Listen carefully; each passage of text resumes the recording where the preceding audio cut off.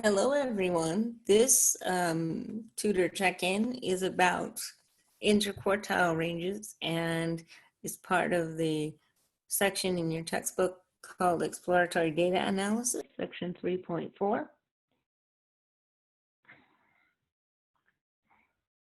It has to do with making box plots. So I'm going to share my screen at this time and find the file that contains the PowerPoint so I can show you what you need to focus on. But essentially, all the interquartile range means is the difference between the third and the first quartile. That's, in a nutshell, that's what it is. So when it asks you to find the interquartile range, it's asking you to find Q3 minus Q1, which presupposes that you have found Q3 and Q1 first, if you're looking at a set of data. So let me, first of all, let me go down. So what we're going to do,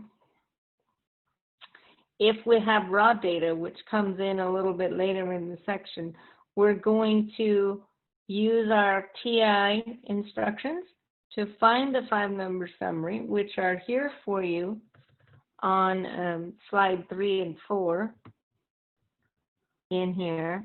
And then you're going to use that to construct your box plot. But essentially, if you look at the example that she gave you, you have a bunch of raw data here, okay? And we're not going to draw the whole box and whisker plot because I don't think that was your question. Your question was, what do we do to find the interquartile range? So she does her calculator procedures, and the 5-number summary she gets are given here. This is the minimum, Q1 42.5, and so forth.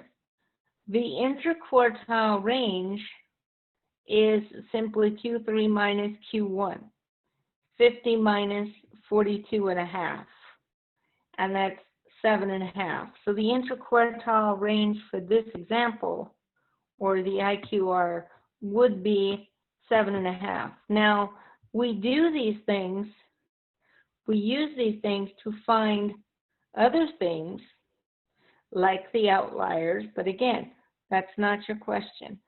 The interquartile range is simply Q3 minus Q1. Now, we use this number to then calculate the bounds of what we would call normal or expected values using the upper and lower limits to figure out what our outliers are. So we take our IQR as part of our box plot situation, and we multiply the IQR by 1.5, and we then subtract it from Q1 and add it to Q3 to determine if we have outliers or not.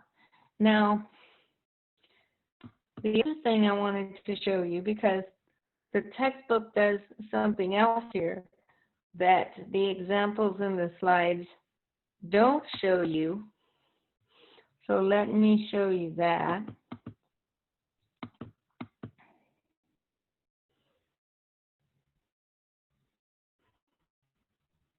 And that is, it asks you for time range when you're given a bucket.